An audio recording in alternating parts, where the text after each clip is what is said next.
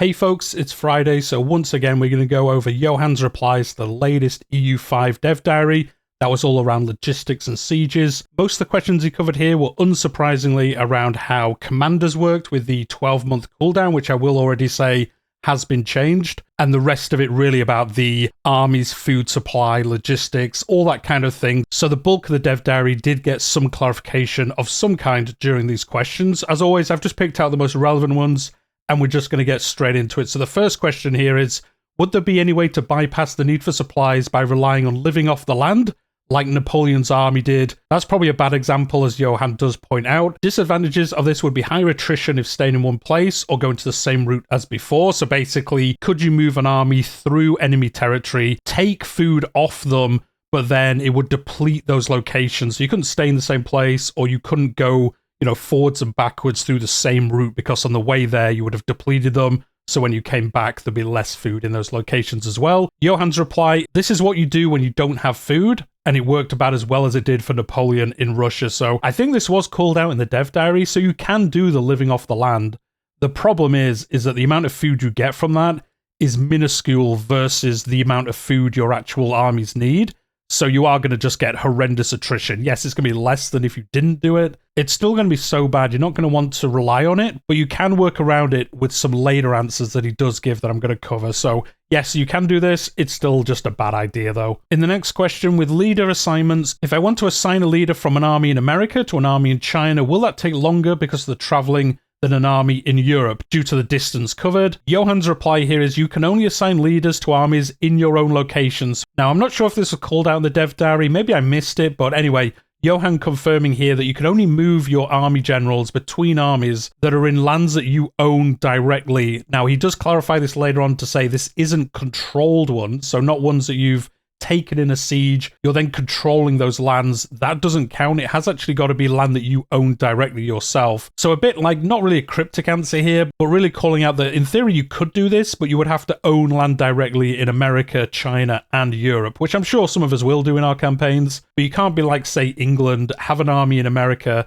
have an army in China, and then transport your rulers between them. Well, you can do that in a way, he'll cover that later, but through the kind of teleportation method, you can't do that unless you own land there. So England could do that unless they did somehow have land in China and America. I'm sure that's never happened at any time in history, but that's kind of an example if you want to think about it. In the next question, can we cut off enemy supplies or use scorched earth tactics to stall them and cause attrition?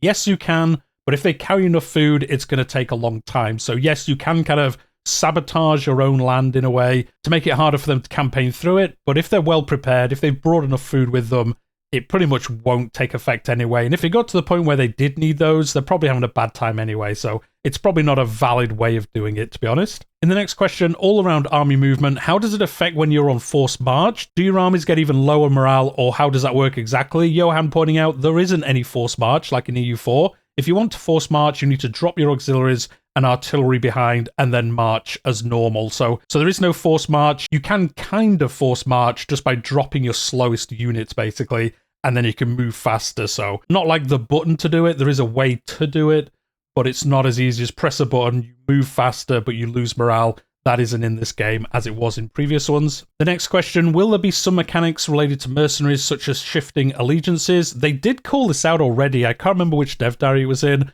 They did say you can bribe mercenaries even if they're already hired by somebody else. So Johan just reaffirming this, yes, you can bribe mercenaries. And he did say later on, I didn't put it in here, that there is no cooldown on that. So you could in theory just yo-yo mercenaries between two different sides if you have enough money to do so. He did say that is a good gold sink if you did want to get caught up in some reindeer games of just out-bribing each other to keep a unit. The next question was a bit more of clarification around the, scavenging off the land question from earlier, saying that this was a used tactic in the past. It did work out for some people. And Johan replying that it does kind of work, as he pointed out earlier. It's just a very bad idea. But one thing he did call out here is that you can actually control the province capital and then loot their food. Again, I don't think that was called out in the dev diary specifically, but you can do that. So again, you can do this living off the land style. I guess if you won enough sieges quickly enough, it would kind of work out. If you could keep taking these province capitals, you could then feed your army from those capitals food that you've looted. It's just going to be a very bad idea, I think, to plan a war that way. It's just got so many pitfalls if you want to try do it. but it is possible. You could be very lucky and it could work. The next question, this goes into how food works during wars. Could there be something like the Napoleonic blockade where everyone could cut off some nation or, for example, have ships around England so then England would get no food, they couldn't have proper armies built up, they couldn't move armies onto the continent that are fully stocked up with food. It would really hamper how good they were at fighting wars and potentially feeding their own population and things like that. Johan saying, yes, there is the embargo like there is in EU4, so you could do this in theory. Again, he did clarify this later on, saying it is very hard to do. You do have to set up embargo treaties with everyone who in theory could supply England, so it would be very hard to do it, but it is a viable strategy if you want to put the work in. So a cool thing to call out, this could be possible in some wars to really kind of choke a country out of their food supply, and then they would probably have to surrender to you a little bit quicker. So a cool thing for Johan to call out there. In the next question, will reinforcements of regular troops work in enemy locations that you have occupied or in your own locations that are occupied by the enemy? What does own mean here? I did call this out a little bit earlier, but Johan really just clarifying own equals you own it. It is not enemy locations that you have occupied. So it is just land that you directly own yourself, not lands you've conquered during a campaign before you've actually done the peace deal. So you have got to keep that in mind during these campaigns, especially if they're like wide-reaching campaigns. Say you're going up against Russia and they're like the full Russian Empire. If you're trying to push really into Siberia or something like that, you're going to have a very bad time with this new setup. In the next question, regarding Hearts of Iron inspiration about slowly losing morale, maybe you could add a thing where after winning a battle, you could get a very short morale recovery boost because you've won a battle, your troops would be like super hyped up, your commanders would be happy, you'd be having a good time, you'd be thinking you're unstoppable. Could we have that in EU5? And Johan saying, yes, you can have that. That is actually in the game. He just didn't mention it in the dev diary. As I've always said with these dev diaries, these are the initial look at these systems. That is why I cover these Johan answers that he gives, because he does go further into it. We will get proper fleshed out dev diaries. I think once the game is officially announced, we'll get proper dev diaries for each part of these. At the moment, he is really just giving us the overall view of it, so we can give our initial feedback and then we'll get more in depth later on. But again, Johan's saying here, if you win a fight, you do get a bonus to your morale for a short amount of time. The next question, actually 2 questions. Does morale tick every month? Nope, it is daily. If you keep an army too long on a transport ship, does it start to take attrition? This is how it works in EU4. And yes, the answer is the same here. So you can't just stash armies on ships and they can kind of avoid taking attrition. They run out of food like anywhere else. The next question, can your army go through neutral territory without access? And would this also cause attrition as you don't have a treaty with them? Now, I think Johan here is saying no to both parts. I believe so anyway. So it does sound like your army can't travel through neutral countries that you don't have a military access agreement with. I think that's how it works in EU4. I can't remember off the top of my head. As I said before, I've not played EU4 for a while, and I can't remember, to be honest, exactly if that's how it works. That's not how it works in Crusader Kings. In Crusader Kings, you can move your army wherever you want, to be honest. It doesn't really make any difference. I do believe, if I remember correctly, you can correct me, though, in the comments down below.